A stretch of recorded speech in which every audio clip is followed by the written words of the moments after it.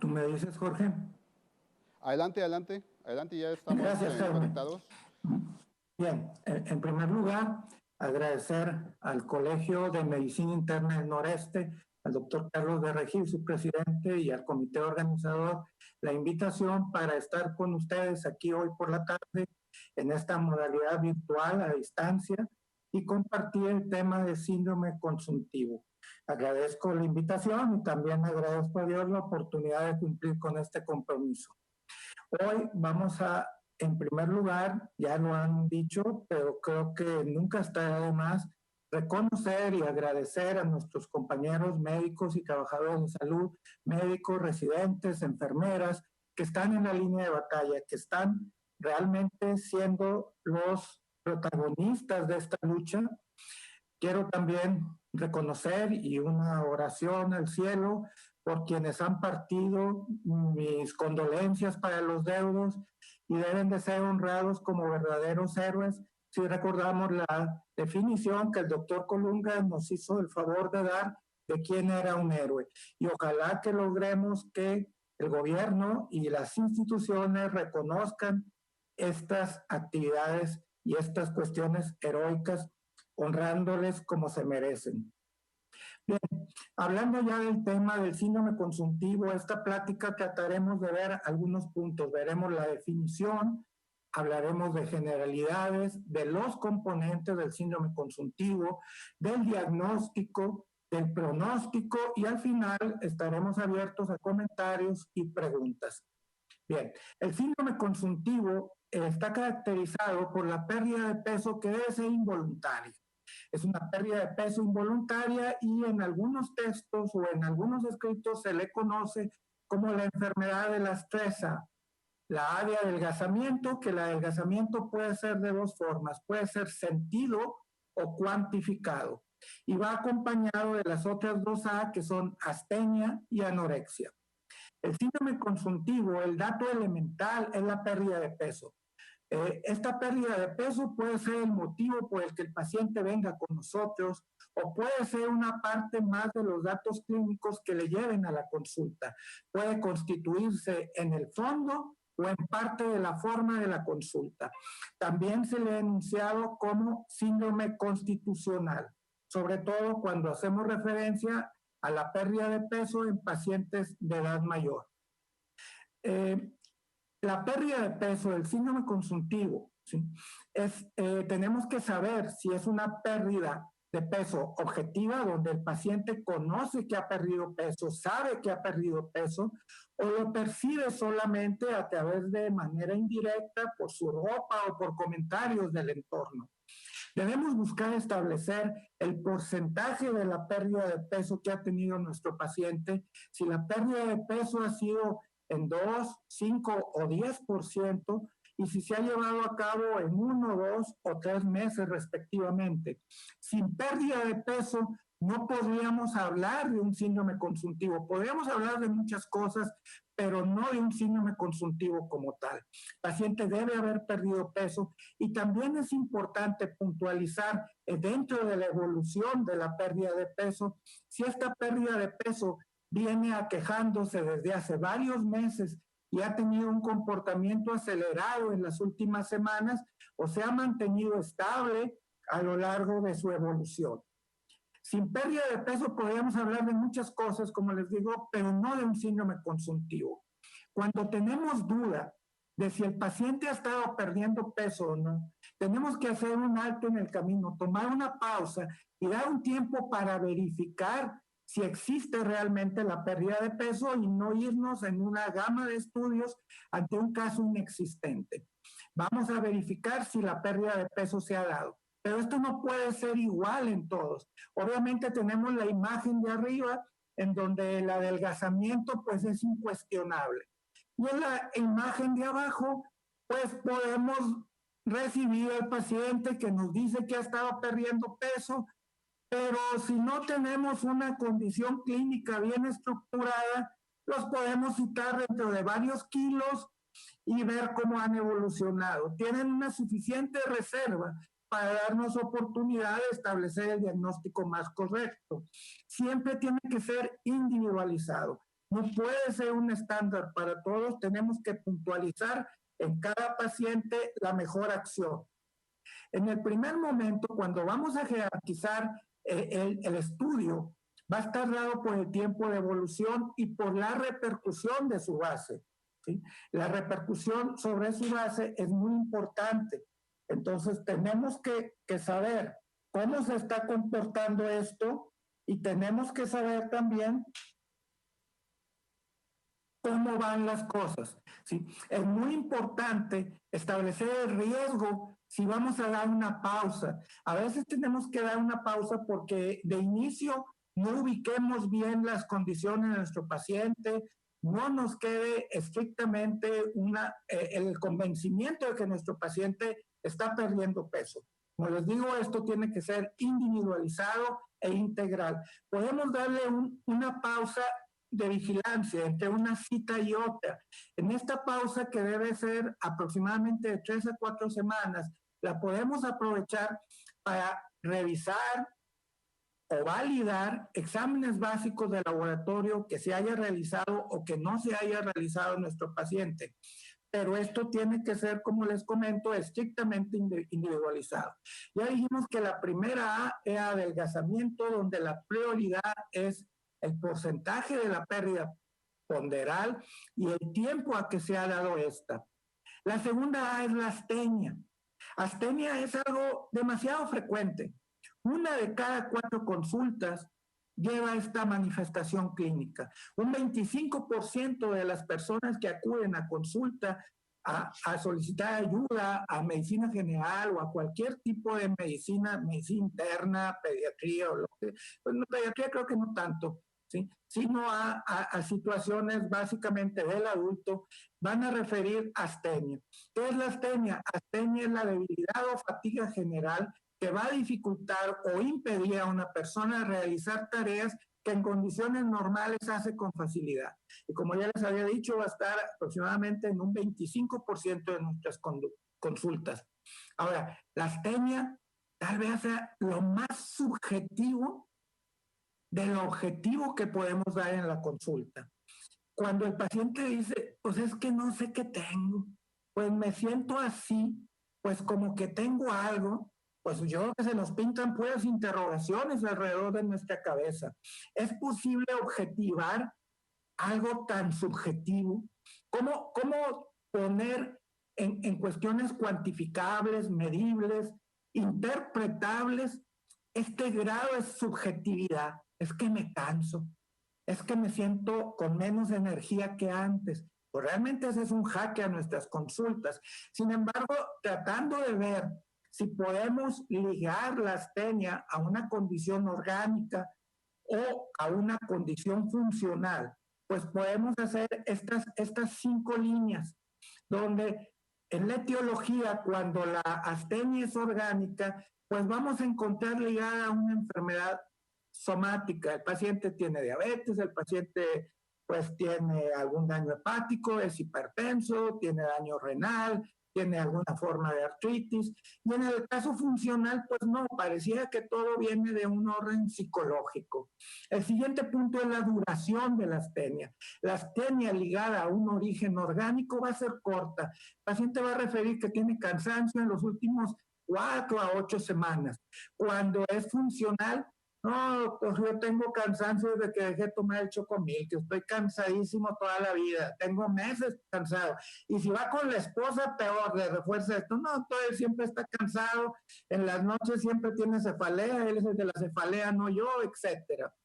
En cuanto a la actividad física, es otra forma de llegar a un origen. En la causa orgánica de la astenia, la actividad física va a incrementar en la astenia. En cambio, en el origen funcional, la astenia y la actividad física parecieran no tener una asociación. El curso de la astenia de origen orgánico va a ser progresivo, cada vez más cansado, cada vez más limitada la funcionalidad. En la astenia de causa funcional va a ser fluctuante, a veces cansado, a veces cansada, otras veces no. Pues depende, los días 15 estoy menos cansado, si vamos al cine vengo con energía, etcétera. y los síntomas asociados a esta astenia. En los síntomas asociados, cuando el origen es orgánico, pues los vamos a encontrar presentes porque van a estar ligados a la enfermedad somática probablemente, y entonces pues va a tener diarreas, va a tener vómito, va a tener adelgazamiento, va a tener una serie de manifestaciones. En cambio, en la astenia, cuando es una causa funcional, los síntomas asociados van a estar mal definidos o van a ser negativos. Estos 5 puntos nos pueden ayudar a escarbar un poquito en la condición de la astenia. El siguiente era la anorexia. La anorexia cierra el círculo. Anorexia es la disminución o pérdida del apetito. ¿Qué le vamos a estudiar a esta anorexia? Primero le vamos a estudiar la duración. ¿Cuánto tiempo tiene con la pérdida del apetito? No es lo mismo que tenga 3 o 4 días que no siente apetito a que tenga 3 meses que no siente apetito. ¿Qué tan severo es? No come nada, no tiene hambre, no tolera ningún alimento, o bien, pues, es selectivo.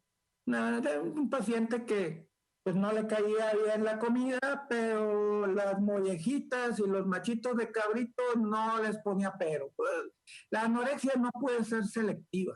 La anorexia debe ser en relación a cualquier tipo de alimento. Y luego los síntomas gastrointestinales acompañantes que en relación a la anorexia van a ser los puntos clave que nos van a orientar a su causalidad. Si los síntomas acompañantes de la anorexia son problemas de masticación, náusea, disfagia, como actualmente pues, disgeusia también, vómito, dolor abdominal y una buena semiología de cómo es el dolor abdominal, su localización, sus irradiaciones, sus relaciones temporales con circunstancias en particular. La sensación de plenitud postprandial, si la plenitud postprandial es temprana, tardía, si se acompaña de meteorismo, si existen cambios en el tránsito intestinal, la presencia de diarrea, constipación y las características de las evacuaciones. Ligado a la anorexia, tendremos que hablar de la dieta, hablando de la dieta como la unidad de la alimentación. Es básico considerar las características de la dieta de nuestro paciente que tiene anorexia. A veces las anorexias son muy ligadas, muy significativas, como las anorexias sobre todo de los adolescentes, que los adolescentes pues son más que anoréxicos, son selectivos. Nada más quieren comer pizza, nada más quieren comer papas, hamburguesas. Sí, tiene un alto grado de selectividad el adolescente y su alimentación.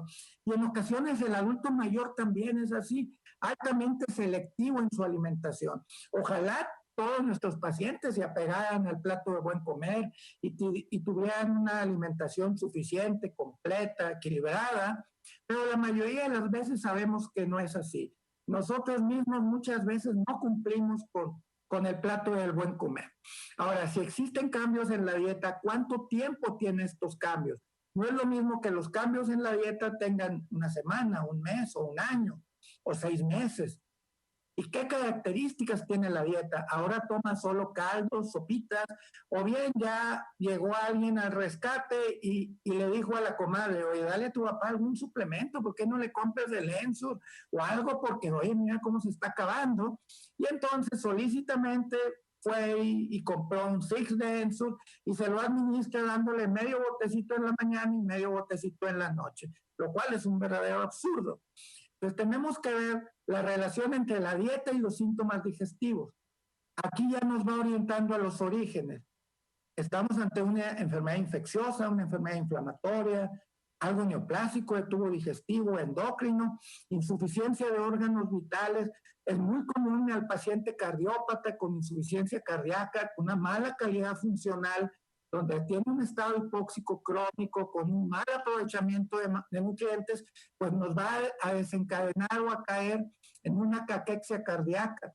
Y si eso le aumentamos el rechazo que podemos sentir al alimento porque ya vino el doctor y nos canceló o nos limitó la sal, lo cual me hace todavía menos apetecible mi pobre estilo de alimentación, pues estamos mal. Y si también tenemos consumo de tóxicos, alcohol, tabaco, drogas o algún otro medicamento que afecta el estado del alimento o nos causa una gastritis que no se detecta, pues la gastritis va a darnos rechazo al alimento. Entonces es importantísimo puntualizar cómo recibimos al paciente, cuáles son sus datos iniciales, que se trata de una mujer o de un varón, qué edad tiene. Estas dos cuestiones ya nos marca un camino diametral hacia las posibilidades de este síndrome consultivo. ¿Cuál es la actividad habitual de este individuo? ¿La ha seguido realizando o la ha suspendido?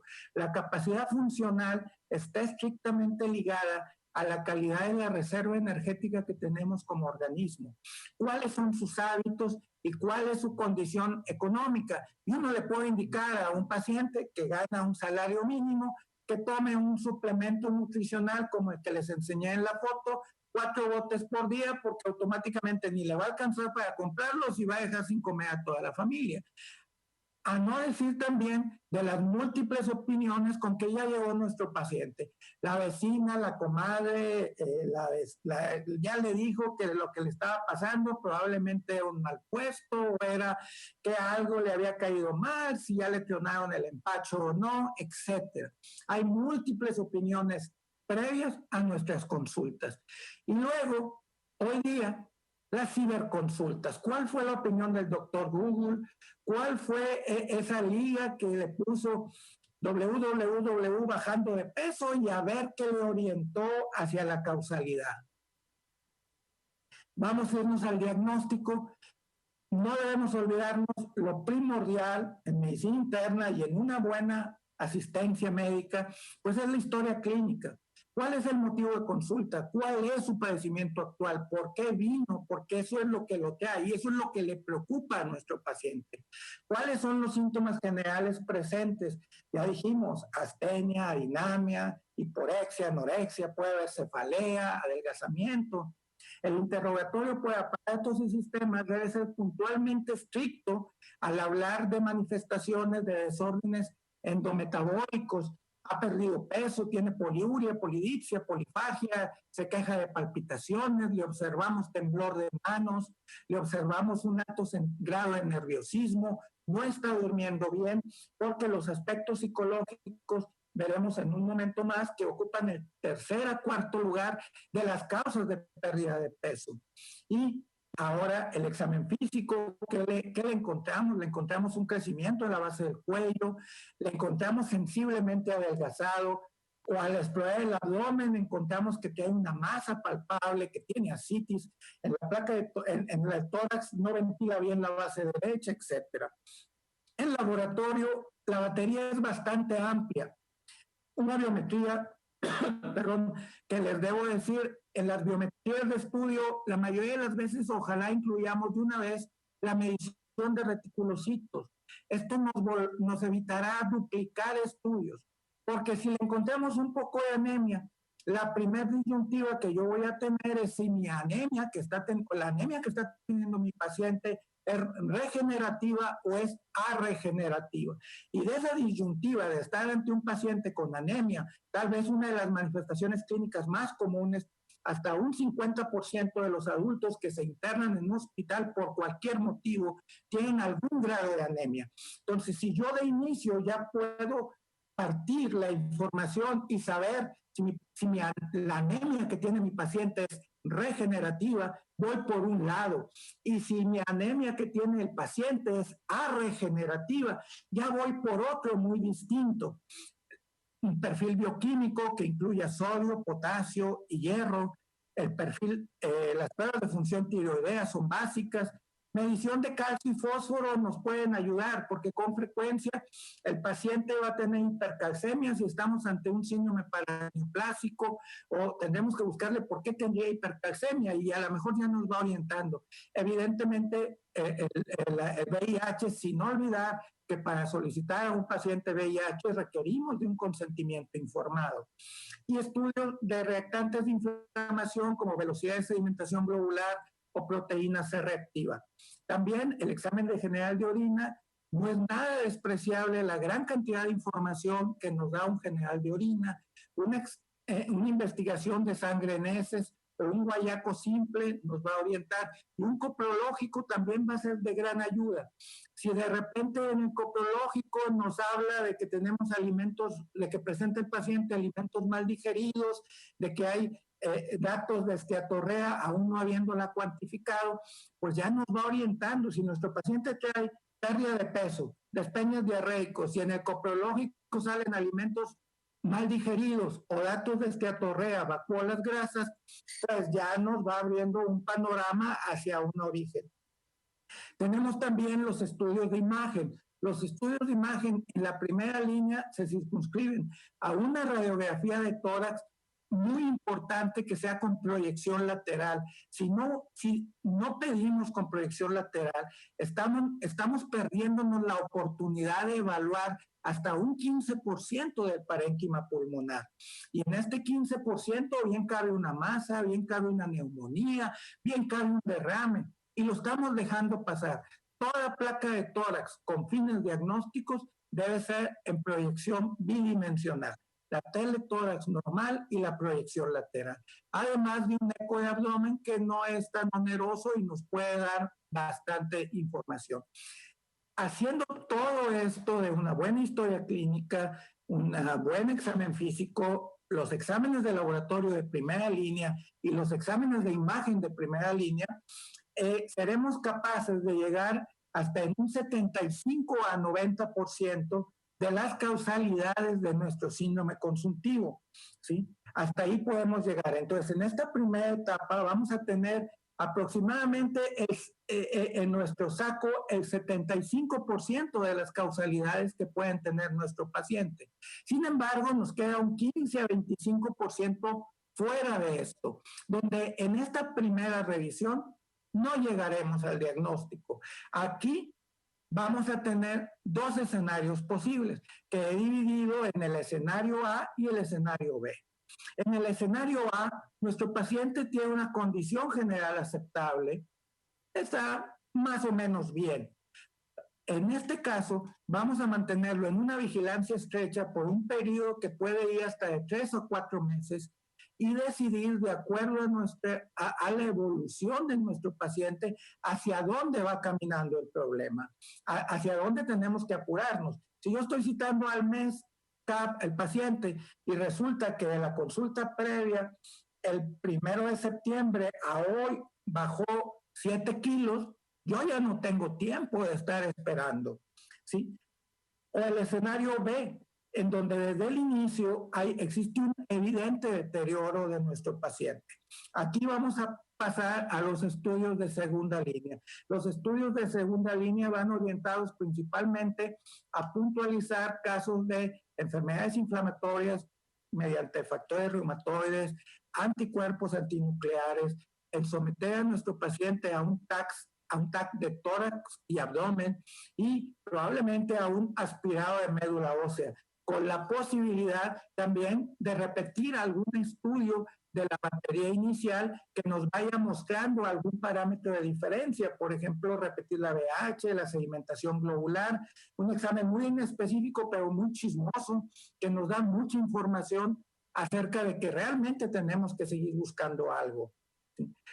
El caer en la tentación de pedir marcadores tumorales con fines de diagnóstico. Esto es muy cuestionable. Pedir marcadores tumorales con fines de diagnóstico es una muestra probablemente de ignorancia. Es como, estoy bajando de peso, pues sale un PET y a ver qué sale.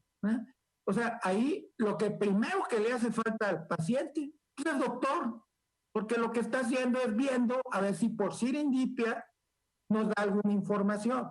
El problema es que si hacemos un PET de manera indiscriminada y sin tener un objetivo, pues probablemente nos va a confundir con imágenes de enfermedades inflamatorias articulares que puede tener esta persona de acuerdo a su edad, cicatrices de algún estudio o de algún problema antiguo, en fin, solo lo que vamos a hacer es tener variables de confusión si hacemos uso de este tipo de recursos que todos son menos de diagnóstico. Recordemos que este tipo de recursos son muy valiosos, pero para el seguimiento, no para el diagnóstico. Entonces decíamos, tenemos que ser acuciosos, llevar una lista de cotejo, ir palomeando, ir borrando, ir tachando, ir modificando y siguiendo las pistas de lo que nos muestra. Si ya el paciente me mostró una alteración clínica que era compatible con un desorden endocrino, pues esa es la línea que tengo que seguir. Si me lo mostró con una línea de malignidad, esa es la línea que tengo que seguir. Estos pacientes son como un rompecabezas. Tenemos que buscar cada pieza que vaya en su lugar. No podemos construir un rompecabezas alrededor de una pieza. Es que el paciente estuvo en contacto con alguien, la persona que trabajaba en su negocio tuvo tuberculosis. Seguramente es tuberculosis y le construimos un episodio de tuberculosis en derredor y hacemos preguntas sugeridas. ¿Verdad que ha tenido fiebre en la noche? ¿Verdad que suda mucho? En Monterrey a 40 grados, ¿quién no suda, no? Entonces, vamos llevando de camino. Claro, si pensamos que es tuberculosis, no nos complicamos mucho y se lo mandamos al doctor Rendón y nos quitamos de problemas y él va a hacer un excelente tratamiento para ese paciente y a lo mejor nos lo devuelve diciendo que estudiemos, que no es una tuberculosis. Entonces, tenemos que ser inteligentes y saber que lo que vamos juntando son piezas de un rompecabezas. El camino nos lo va marcando la información recabada de acuerdo a la orientación clínica, complementado por los resultados de estudios. Es una valoración multidimensional e integral, como acertadamente en el mensaje de inauguración el doctor Alfredo nos puntualizó la importancia del trabajo en equipo, del trabajo armónico entre las diferentes áreas de la medicina, porque si no, se nos van a dificultar más llegar a las conclusiones. A veces nos tendremos que poner a estudiar, ni modo. Hace tiempo que no revisaba tal tema, hace tiempo que no veía ahí que el síndrome de Addison también puede causar con pérdida de peso y pues es bien raro y el paciente no tiene pigmentación ni líneas oscuras y la acantosis nigricans no es de diabetes, pues habrá que buscarle otra cosa y tal vez habrá que estudiar. Y la mujer tuvo una gran hemorragia en el posparto de su último hijo que terminó en una histerectomía. Bueno, ¿y qué tal si eso terminó en algo o una falla endocrina múltiple, ¿verdad? Entonces, recordar que lo que estamos viendo es muy importante tener la mente abierta hacia un diagnóstico diferencial. Como habíamos dicho, en la primera abordaje, entre un 50 y un 75% de los casos vamos a concluir, ¿sí? Entonces vamos a hacer un diagnóstico diferencial. En la mayoría de las series, la causa de orgánico maligno se alterna en el primer y segundo lugar de motivos o causas del síndrome consuntivo. El siguiente lo ocupa lo orgánico maligno. Bueno, dentro del orgánico maligno, los que llevan la cabeza son los trastornos hematológicos y los trastornos de tubo digestivo.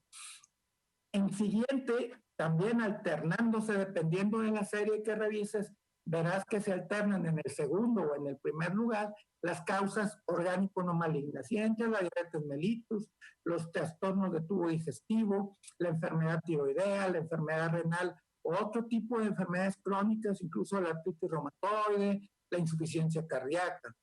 En tercer lugar, en casi todas las series aparecen los orígenes psicológicos, depresión y demencia, como causalidades variando de acuerdo a la edad. Si tenemos una persona de edad mediana que recientemente por cuestiones perdió el trabajo o sufrió una pérdida por diferentes motivos, pues puede estar inmerso en una depresión. Y si es un adulto mayor, pues la demencia está ahí cerquita. Luego le podríamos preguntar a Julio o a Amador qué piensan de los adultos mayores con demencias y que pierden peso, y esa es la causa. También los procesos infecciosos. Hoy día con las tecnologías de estudio, cada día las enfermedades infecciosas se nos esconden menos. Yo recuerdo en la época de mi residencia, que todavía conservo la memoria, allá por los 80s, llegaba un paciente con pérdida de peso en estudio y no salía nada maligno así rápido. Era tuberculosis hasta que se demostrara lo contrario. Igual eran las fiebres de origen desconocido. Hoy día, con la gran tecnología de paraclínicos que tenemos, pues es difícil que se nos escape algo infeccioso. A finales de los 80, por no conocer, se nos escapaban los VIH positivos. Yo recuerdo un paciente que estuvo en la cama de al lado, en cuidados intensivos, con una pérdida ponderal increíble, porque pues, yo veía al paciente que estaba en la otra cama con un problema cardiopulmonar, y el del otro lado bajaba y bajaba y bajaba de peso, y estaba catalogado como una enfermedad, un trastorno de mala absorción, un síndrome de mala absorción.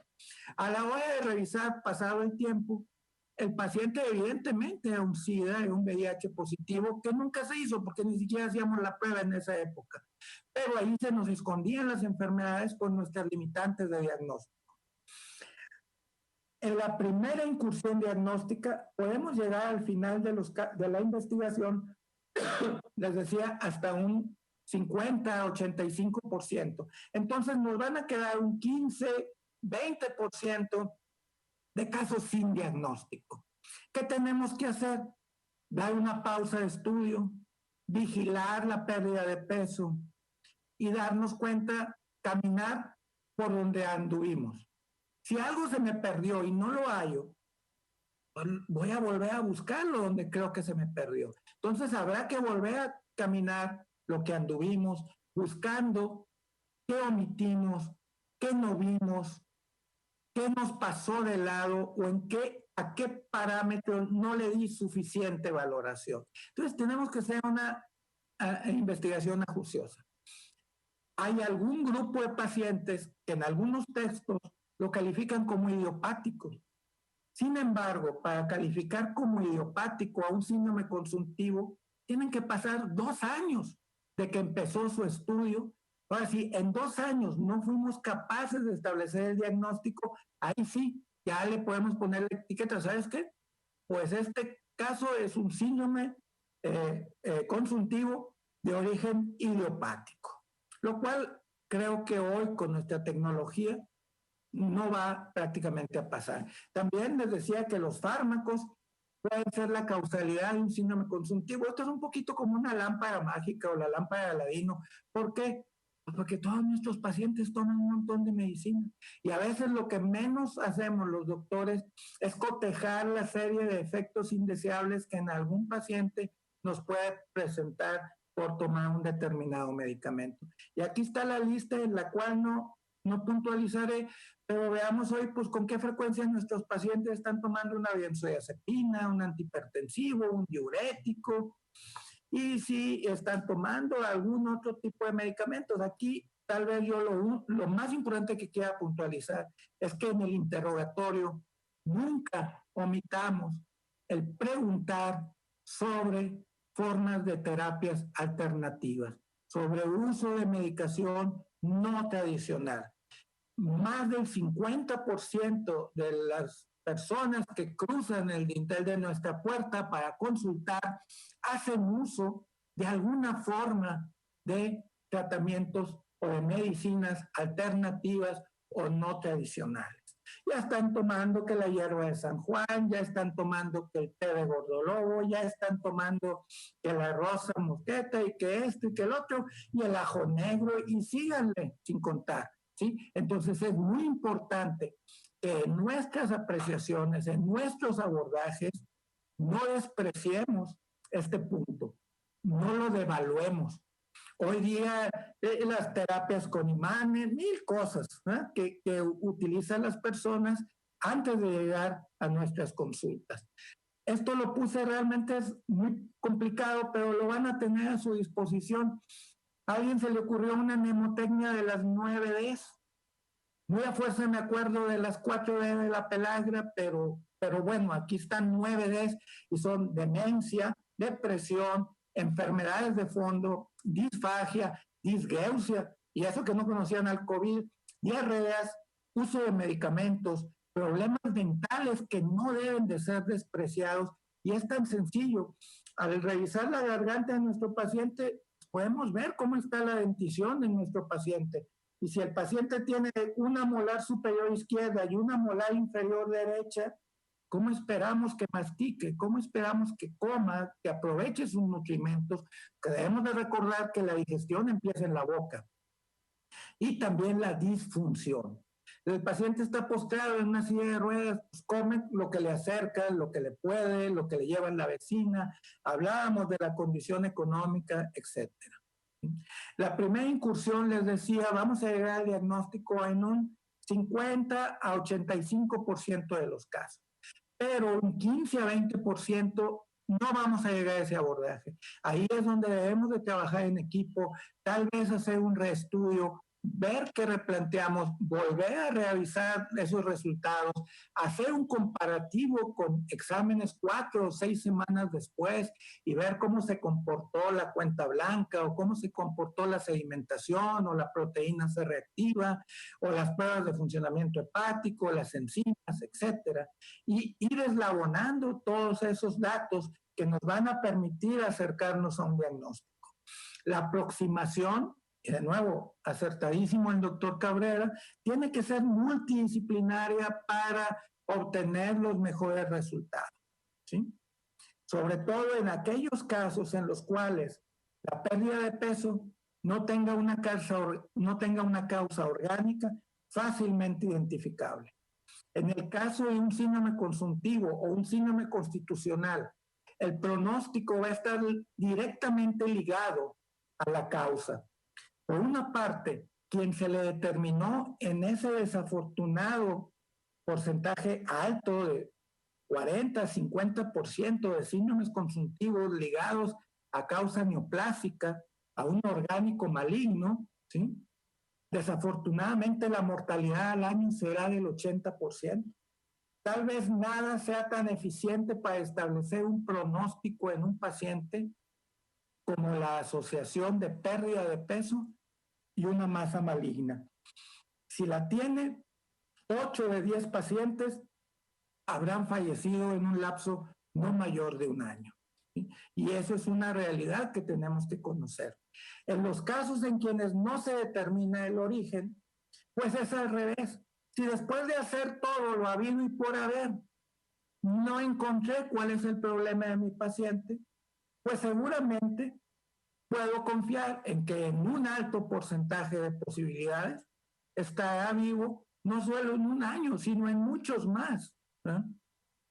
Entonces, es base hacer un orden, es base tener una buena estructura, una organización clínica que nos permita llevar una visión correcta de lo que nos está pasando al paciente. Aquí le podemos dar una segunda etapa, meses después, volver a escarbar lo que siento que se me olvidó y llegar a la conclusión. A veces el cielo está bien nublado, a veces no vemos por dónde vamos a salir del problema. Todo nos parece negro y el cielo está totalmente cerrado. No vemos por dónde viene el golpe, no vemos por dónde está el problema. Pero debemos de recordar siempre que después de ese cielo, arriba está el sol. Y un día amanecerá y el sol brillará y encontraremos por alguna circunstancia lo que andábamos buscando. Entonces, es muy importante tener la esperanza, saber que vamos a poder, tarde que temprano, poder llegar al diagnóstico con nuestro paciente y que la luz del conocimiento va a brillar y vamos a tener resultados positivos de lo que estamos haciendo para bien de nuestros pacientes. Bien, con esto termino. Les doy las gracias al Colegio de Medicina Interna del Noreste por esta invitación, por esta oportunidad de compartir, de retomar estas actividades. Confío en que la próxima vez lo podamos hacer presencialmente. Siempre es mucho más agradable estar viendo con quién uno está hablando, estar en un contacto más cercano, como nos merecemos como personas. Les agradezco a ustedes su atención. La plática quedará en los recursos tecnológicos del Colegio de Medicina Interna. Y pues esta transparencia, esta proyección la terminé hoy. Ayer me puse a ver pues, la noticia de que falleció Quino, el fundador o el inspirador o el creador de Mafalda. Y dentro de las proyecciones me encontré esto. Mafalda siempre dice grandes verdades y nos está diciendo esto. Aquí no se rinde nadie, y ni los médicos, ni los pacientes, ni las personas podemos rendirnos ante las circunstancias que nos muestre la vida. Muchísimas gracias a todos ustedes y quedo a sus órdenes.